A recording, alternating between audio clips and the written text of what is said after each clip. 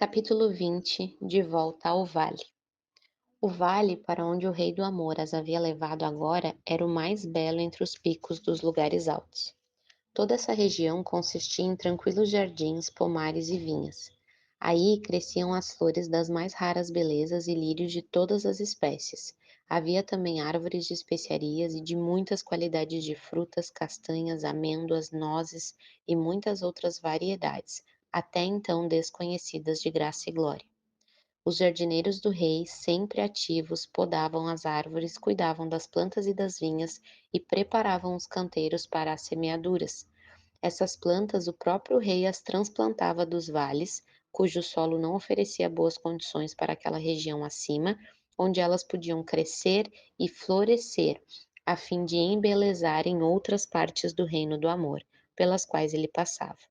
Eles tiveram muitos dias agradáveis vendo os jardineiros trabalhar sob a graciosa supervisão do próprio rei e acompanhando-o enquanto ele andava pelas vinhas, ensinando e aconselhando os vinhateiros.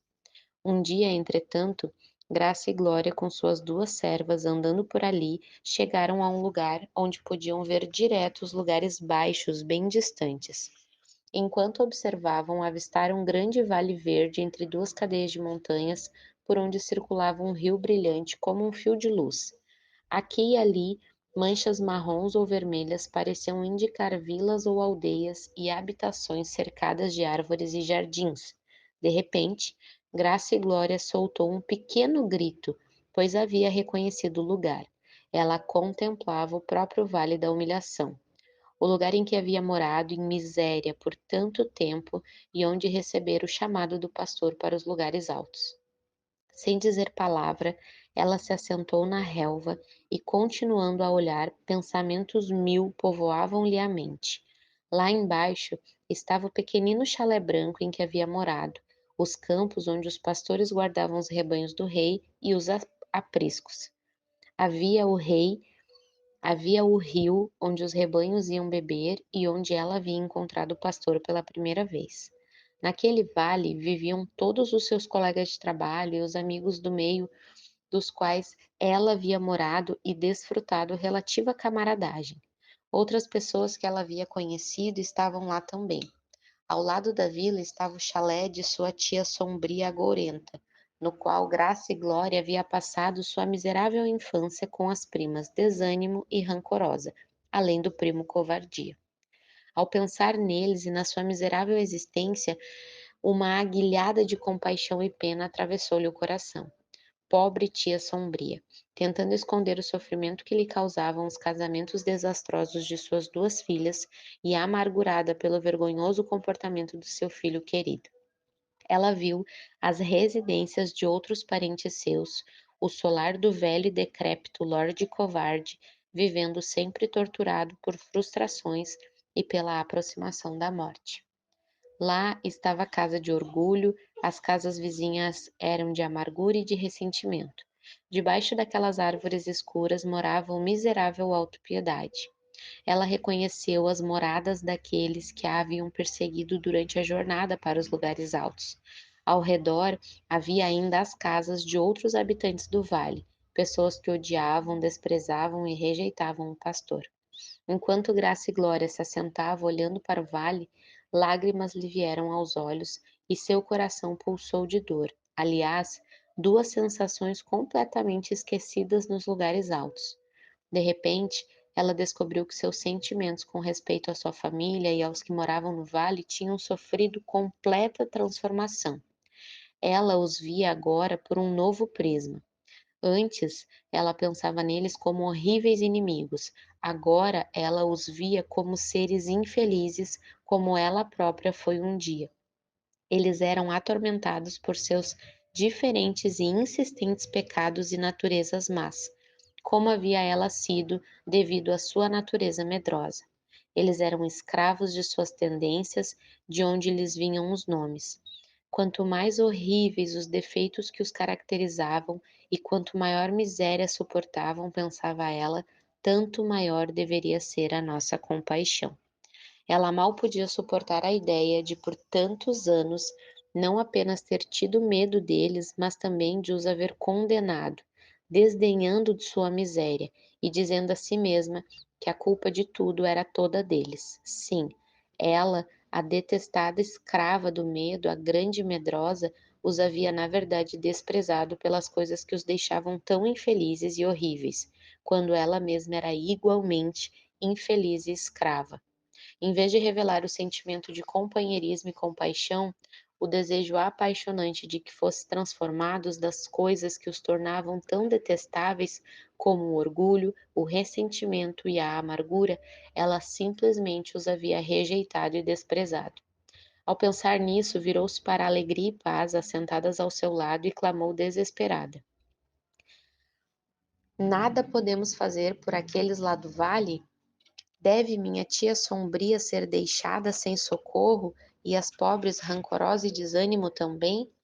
E que dizer dos primos que nos seguiram longe na direção dos lugares altos, tentando nos fazer voltar atrás? Se o pastor pôde libertar a mim, graça e glória, de todos os meus temores e pecados, não poderia ele libertá-los também dos seus males que tantos atormentam? Sim, disse a alegria, que antes havia sido tristeza. Se ele pôde transformar tristeza em alegria, sofrimento em paz e grande medrosa em graça e glória, como podemos duvidar de que ele possa transformar orgulho, amargura, ressentimento e autopiedade também, se eles o aceitarem e o seguirem? E sua tia sombria poderia ser transformada em louvor e gratidão, bem assim como a pobre desânimo e a infeliz rancorosa. Nós não podemos duvidar de que eles possam ser completamente libertos de todos os males que os atormentam. Mas, exclamou Graça e Glória, como poderão ser persuadidos a seguir o pastor? No momento, eles o odeiam e não querem nem se aproximar dele. Então, paz, que antes era sofrimento, disse tranquila. Eu soube que quando as pessoas são levadas à tristeza e ao sofrimento, ou às privações e humilhações nos momentos de grande necessidade, elas se preparam para conhecer o pastor e buscar ajuda.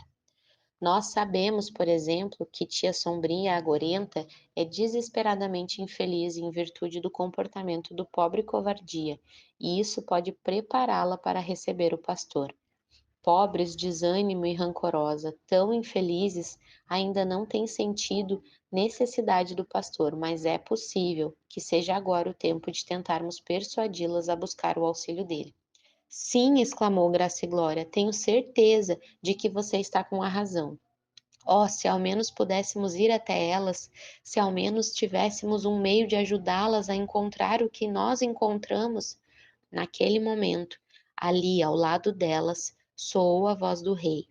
Ele chegou, assentou-se olhando também para o vale lá embaixo e disse gentilmente para a Graça e Glória: Ó tu que habitas nos jardins, os companheiros estão atentos para ouvir a tua voz. Faze-me, pois, também ouvi-la. Cantares 8:13. Graça e Glória virou-se para ele e colocou a mão no seu braço. Meu senhor, disse, estávamos falando sobre o povo que mora no Vale da Humilhação.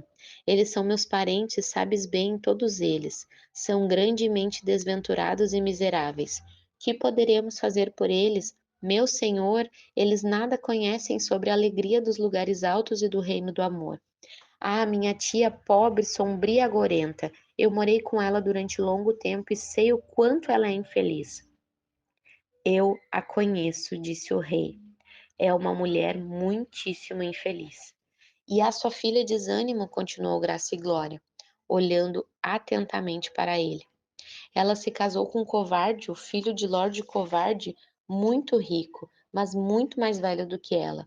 Ele é uma criatura miseravelmente desgraçada e egoísta. Eu creio que Desânimo nunca teve um momento de paz desde que se casou. Comentava-se no vale antes de eu sair de lá que ele tencionava abandoná-la. E ele fez isso, respondeu o rei. Ela voltou para o chalé da mãe, completamente desiludida e com o coração partido. Ainda a sua irmã rancorosa, pobre, pobre alma, sua língua ferina fez muitos inimigos e a afastou dos poucos amigos. Ela se casou com timidez e são desesperadamente pobres. Moram em um pequeno quarto alugado na casa de meu primo Amargura. Não posso suportar o fato de viverem em tão tristes condições enquanto eu moro aqui no reino do amor. Eles são infelizes, por certo, disse o rei, benigno e gentil como antes. Acabam de perder a filhinha, a qual pobre e rancorosa esperava que lhes fosse um conforto nas suas tristes circunstâncias. E então, continuou Graça e Glória hesitante, ao seu irmão covardia. Ela baixou o olhar, fez uma pausa e então continuou rápido. É o membro mais infeliz de toda a família. Ele tem partido o coração da mãe, nenhuma de suas irmãs conversa mais com ele, que vive vagando pelo vale, odiado por todos. Eu o conheço, replicou o rei gravemente, mas com ar de riso. Eu o conheço bem. Você não exagera quando fala sobre a desventura dele. Muitas vezes tenho sido forçado a intervir e puni-lo, tentando corrigir suas manias de valentão. Mas apesar de eu o haver castigado severamente, eu não o entreguei à morte. Não, não, gritou Graça e Glória implorando, nunca faças isso, meu senhor. Oh, eu te peço, descobre algum meio de salvá-lo e libertá-lo de si mesmo, como me libertou.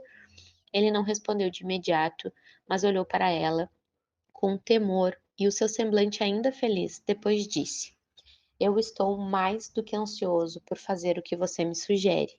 Mas Graça e Glória, essas almas infelizes sobre as quais acabamos de falar, não me permitem entrar em suas casas e nem mesmo consentem que eu lhes fale. Eu preciso de uma voz que fale por mim, persuadindo-os a permitir que eu os ajude. Sei o que queres dizer. Nós iremos lá embaixo contigo. Falaremos com eles e mostraremos o que tens feito por nós e o que queres e podes fazer por eles também. Você acha que eles a ouvirão? Perguntou sorrindo e gentil o pastor. Não, não acho que será fácil, pelo menos no começo. Eu não teria forças para fazer o que me ouço, para fazer com que me ouçam, pois nunca me comportei de modo gentil com eles. Mas tu me ensinarás o que devo dizer. Tu me ensinarás e eu falarei por ti. Ó meu Senhor, apressemo-nos e desçamos. Quando eles viram quando eles virem o que fizeste por mim, quando virem paz e alegria, eu penso que no final vão desejar tua ajuda também. Em virtude de se terem enganado a teu respeito e de se terem convencido de que tu não lhes pode ajudar ou fazer bem algum, eles te resistem e rejeitam tua ajuda. Mas nós trabalharemos com eles, e especialmente agora, meu Senhor, quando eles estão tão infelizes e tão desprezados pelos demais. Tua grande misericórdia, solidão e tristeza tornam-nos desejosos de ouvir as novas da tua graça e do teu desejo de salvá-los. É verdade, concordou o pastor. É assim mesmo que eu penso. Esta é, por certo, a ocasião mais propícia para descermos lá e tentarmos ajudá-los. Ele se pôs de pé enquanto falava. Ela também se levantou e os quatro permaneceram alegres e radiantes, à beira dos lugares altos, prontos para descer ao vale de novo. Então, Graça e Glória viu que a grande queda d'água quase junto deles descia para o vale também, com um alegre e tumultuoso som de muitas águas, cantando enquanto saltavam sobre as rochas. De repente, ela entendeu. Ela finalmente entendeu. Ela estava contemplando uma gloriosa e maravilhosa verdade, uma grande multidão que nenhum homem podia contar, como ela própria, trazida pelo Rei ao reino do amor e aos lugares altos, e que, dispondo de suas vidas em alegre abandono, desciam com ele para os tristes e desolados lugares lá embaixo, a fim de repartir com os outros a vida que haviam recebido. Ela mesma não passava de uma gota no meio daquela alegre e exultante multidão de abnegados, os seguidores do Rei do Amor, unidos a ele uns aos outros, cada qual igualmente abençoado e amado, como ela própria se sentia. Porque ele ama a cada um de nós, ela disse a si mesma, como se houvesse somente um para amar. O pensamento de se aliar à grande cascata de muitas águas encheu seu coração de êxtase e de arrebatadora alegria, além do poder de expressão. Ela também, afinal, iria com eles, em completo abandono de si mesma, pronta para se dar. Ele me trouxe às alturas, Justamente para isso, cochichou consigo mesma. Então olhou para ele e sorriu. Ele começou a saltar de rocha em rocha, descendo a montanha na frente delas. Escolhia sempre os lugares pelos quais elas poderiam segui-lo com segurança, pois seus pés ainda eram inexperientes. Atrás dele iam Graça e Glória, tendo alegria e paz ao lado, e saltando como as águas, cantando, saltavam ao lado delas. Elas misturavam suas vozes com a alegre música das muitas águas, entoando seu próprio cântico individual. Apressa-te, amado, sê como o cervo, nas montanhas docemente perfumadas, e eu a ti nos lugares altos onde estás, com pés de corça seguirei, tão próximo como após o cervo vai a corça, assim, onde fores, certamente irei. Esse foi talvez o último verso do Cântico dos Cânticos escrito por Salomão, mas para a graça e glória era o começo de uma nova e completa canção.